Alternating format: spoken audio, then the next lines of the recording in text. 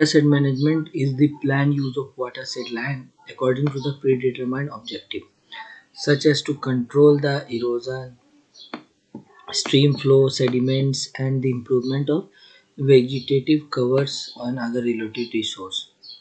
Such watershed management integrated plan for soil conservation, soil improvement.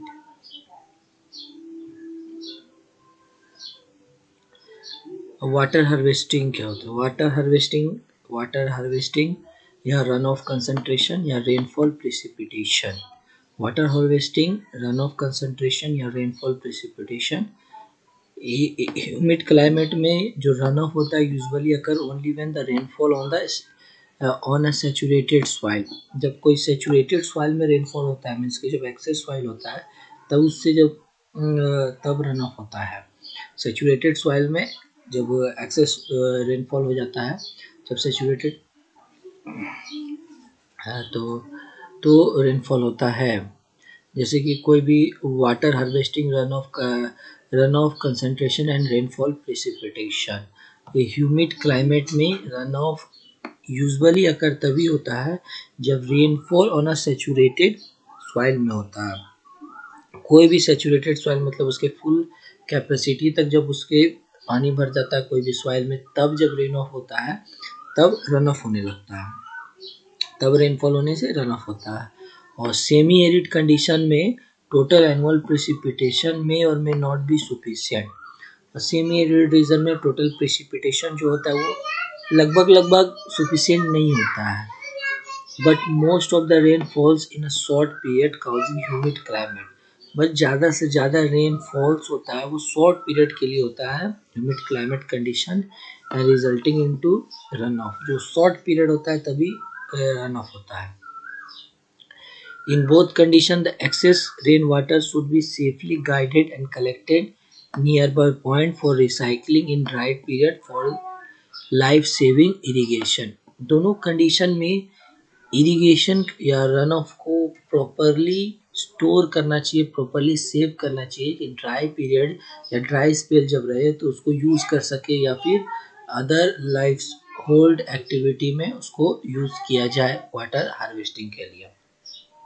तो water harvesting define होता है collecting and storage of water on the surface of soil for subsequent use. Subsequent collecting and storage of water on the surface of soil for subsequent use के लिए उसको water harvesting होता है. तो water harvesting is a method to induce, collect or store or conserve local surface runoff for agriculture in arid and semi-arid region. Water harvesting was developed to a fine art about 2000 years by the Nabateans. The term water harvesting was first time used by Mayors.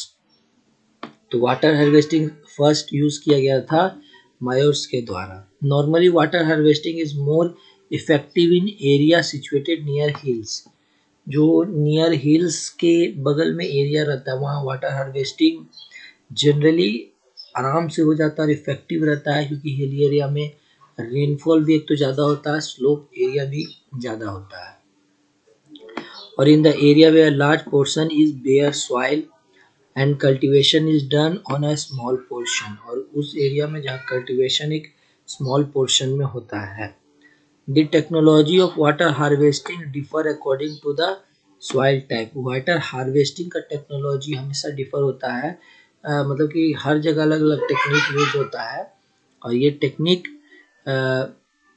Use होता है according to the soil के type से, topography के हिसाब से, annual rainfall के हिसाब से and the crop to be grown. और किस तरीके से वहाँ कौन क्रॉप ग्रो होने वाला है इस बेसिस पे. In India, three type of water harvesting technique are generally practiced. India में 3 type of water harvesting technique generally practice होता है. पहला होता है intro water harvesting. Intro water harvesting में क्या होता है? Practice in arid area with light soil. ये उस एरिड एरिया में होता है जहाँ पे लाइट सॉइल होता है और एनुअल रेनफॉल 400 से 450 तक होता है जहाँ उससे एक्सीड नहीं होता है. The crop is shown in a narrow stripe between the wide interval that are reached as artificial miniature watershed.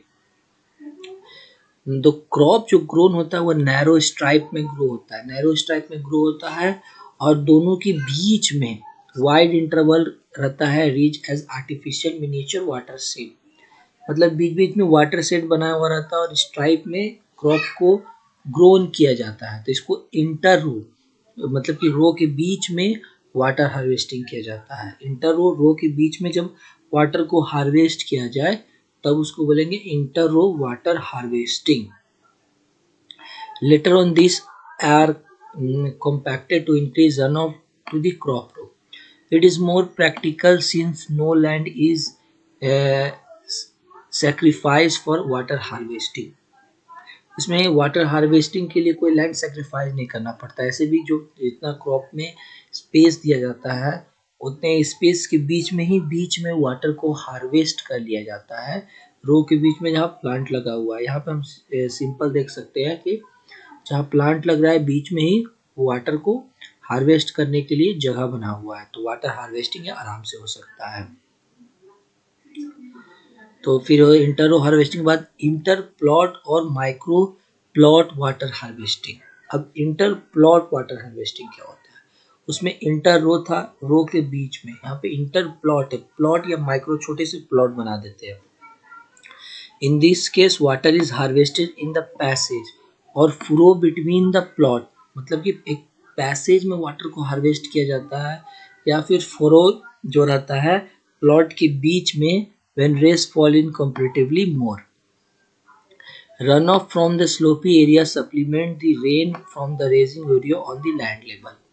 मतलब कि स्लोपी एरिया से जो लैंड वहाँ गिरता है नीचे में स्टोर हो जाता है, फिर वो यूज होता है एज अ वाटर, मतलब वाटर हार्वेस्टिंग करने के बाद वो यूज होता है प्लांट के लिए। तो इसमें प्लॉट में हम लोग जब हम लोग वाटर को स्टोर करते हैं तो इंटर प्लॉट वाटर हार्वेस्टिंग करते हैं, इसको माइक्रो प्लॉट भी बोलते हैं।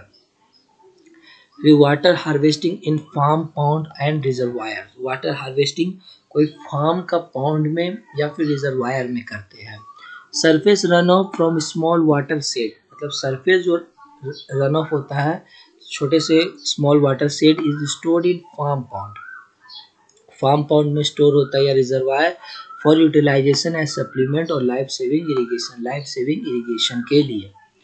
This harvested water can be either be used as life-saving irrigation to kharif crop at the time of drought due to the irrigation monsoon or supplement irrigation to the winter crop.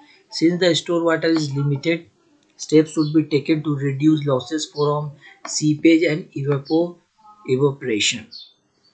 देखिए जितने भी store किया हुआ रहता है वो limited amount में रहता है, तो उसको सीपेज होने से और इवोपरेशन होने से रोकना भी एक मेजर लिया जाता है कि उसमें कम से कम सीपेज या इवोपरेशन हो कि वो लाइफ सेविंग इरिगेशन के तौर पे वो पानी यूज हो सके। Suitable lining materials for pond bed and anti evaporant should be found out of the used. Suitable lining material use करते हैं पाउंड बेड्स के लिए या एंटी इवोपरेट को फाउंड करते हैं जिससे जिससे इवोपरेशन कम हो। Runoff can be increased by either by land altering or by chemical treatment.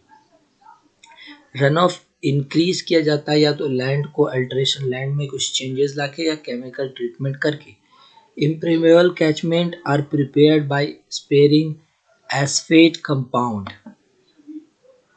Thin plastic film or metal sheet can be used to cover ground surface for water collecting. Water-borne asphalts emulsion are much effective in controlling seepage losses. तो हम लोग यहाँ पे क्या क्या एस्फेट्स को use करते हैं, प्लास्टिक फिल्म्स को यूज करते हैं, मेटल शीट तक यूज होता है कि वो कम से कम सीपेज लॉसेस ना हो सके। Bentonite has excellent sealing properties if kept continuous wet. Continuously wet रखेंगे तो बेंटोनाइट हुआ, एस्फेट्स हुआ, प्लास्टिक फिल्म्स हुआ, मेटल शीट हुआ, ये सब हेल्पफुल रहता है। In the case of broad bed and furrow system, excess water during the rainy season is collected through the furrow and passes through gaseous waterway into the farm pond or reservoir के through. The store water should be recycled most judiciously.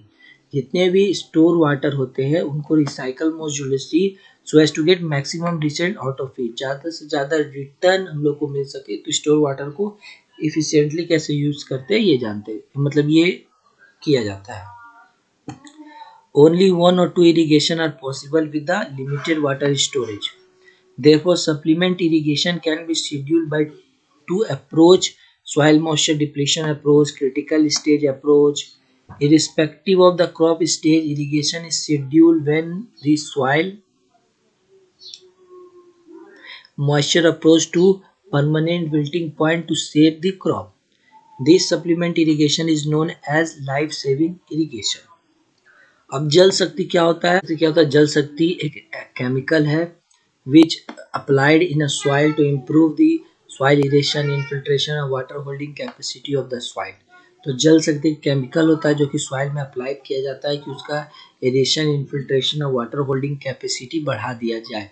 Evapotranspiration क्या होता है? Soil moisture is the most limiting factor in dryland agriculture. Soil moisture ज़्यादा से ज़्यादा important होता है dryland agriculture में।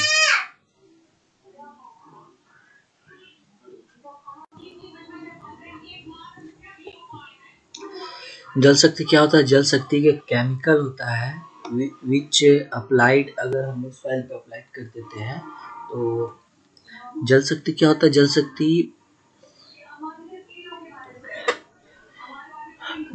क्या होता है? जल शक्ति एक केमिकल है जो कि विच when applied in a soil, अगर सॉइल में अप्लाइड किया जाए तो उसका एरेशन, इन्फिल्ट्रेशन और वाटर होल्डिंग कैपेसिटी बढ़ा देते हैं, सॉइल का ठीक कर देता है। तो इवेपोट्रांसपिरेशन क्या होता है? ये टर्म है। इवेपोट्रांसपिरेशन होता है कि soil moisture is the most limiting factor in dryland agriculture. सबसे ज़्यादा अगर कम की बात करें तो ड्राईलैंड एग्रीकल्चर जहाँ पे होता है वहाँ पे सबसे ज़्यादा कम रहता है सॉइल मॉइस्चर के बारे में।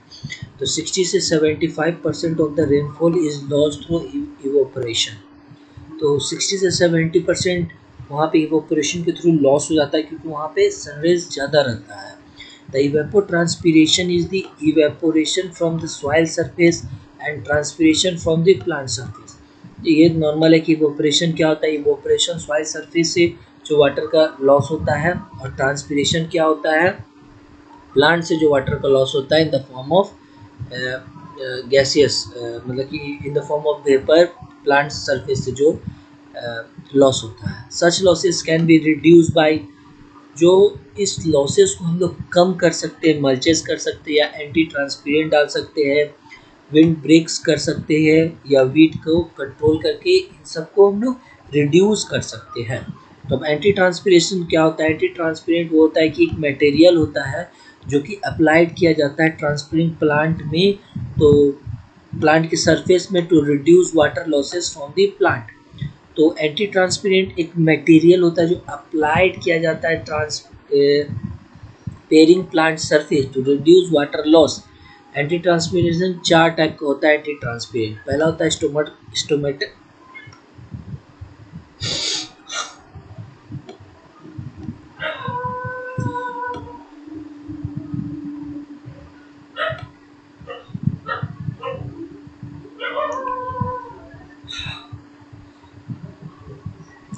एंटी ट्रांसपेरेंट क्या होता है? एंटी ट्रांसपेरेंट एक मटेरियल होता है जो कि अप्लाइड किया जाता है प्लांट के सरफेस में, जो कि रिड्यूस कर देता है वाटर लॉसेस को, मतलब ट्रांसपिरेशन नहीं होने देता है, ट्रांसपिरेशन को रोकता है या मिनिमाइज करता है, इसको बोलते हैं एंटी ट्रांसपेरेंट। ये चार टाइप का होता है। एक एंटी ट्रांसपेरेंट होता है जो स्टोमेटल को क्लोज कर देता है। Such anti transpirant reduce water loss through stomatal closing. Stomatal closing करके वो वाटर को लॉस नहीं होने देता है, वो परेशान नहीं हो जाता है। इसके एग्जांपल में phenyl mercury acetate, herbicide atrazine भी यही काम करता है। लो कंसंट्रेशन ऑफ एबीए और CO2 का भी यही काम रहता है। दूसरे टाइप का ट्रांसपेरेंट होता है फिल्म फॉर्मिंग टाइप, जो मॉइस्चर लॉसेस को नहीं होने देता है, एक लेयर टाइप को बना देता है, फिजिकल बैरियर बना देता है प्लांट में, जो कि रिड्यूस कर देता है ट्रांसपिरेशन। इसका एग्जांपल होगा मोबिलिप्स, हेक्साडेक्सोकॉन, सिलिकॉन, ऑयल्स एंड वैक्सेस। फिर आता है रिफ्लेक्टिंग टाइप। रिफ्लेक्टिंग टाइप ये होता है such material reflect the radiation and thus reduce the lift temperature and vapor pressure gradient from the lift to the atmosphere and ultimately transpiration is reduced. नाम ही से पता चल रहा है ये क्या करता है, ये रिफ्लेक्ट करता है। फिल्म फॉर्मिंग क्या करता है, एक फिजिकल बैरियर बनाता है। स्टोमेटल क्लोजिंग के लिए यूज़ होता है। इनके नाम ही से सारा कुछ इनका पता चल जाता है, तो इसमें ज़्यादा कुछ नहीं। बेटर है कि इसके एग्जांपल काफ़ी इंपॉर्टेंट होते हैं। इसका एग्जांपल है क्योलाइन होता है 5% क्योलाइन स्प्रे रिड्यूस ट्रांसपीरेशन लॉस। और फिर ग्रोथ रिटार्डेड टाइप होता है जिसका जो कि प्लांट के ग्रोथ को रोक देता है, ग्रोथ को कम कर देता है, जिसके कारण ट्रांसपीरेशन नहीं हो पाता है। मतलब इसमें रूट के ग्रोथ को ज़्यादा इंक्रीज करता है, प्लांट के ग्रोथ को, शूट के ग्रोथ को रोक देता है। इसका एग्जांपल है सायोसेल, जिसको ट्रिपल सी भी बोलते हैं। Anti transpiration generally reduce photosynthesis को रिड्यूस करता है, therefore their use is limited to save the crop from death under severe moisture stress. They have some practical use in nursery and horticulture crop। अब आया कि wind break और shelter break क्या होता है। विंड ब्रेक सच structure, ऐसा structure होता है विच ब्रेक द विंड, जो कि विंड को ब्रेक करने के लिए यूज होता है, उसको हम लोग बोलते हैं wind break. Flow and reduce the wind speed while shelter belt are rows of tree. तो विंड ब्रेक क्या होता है, विंड ब्रेक एक स्ट्रक्चर होता है जो कि विंड को रोकता है। लेकिन जो शेल्टर बेल्ट क्या होता है, रोज ऑफ ट्रीज रहता है या फिर शब्द रहता है planted protect of crop against wind, जो कि क्रॉप को बचाता है विंड के अगेंस्ट में।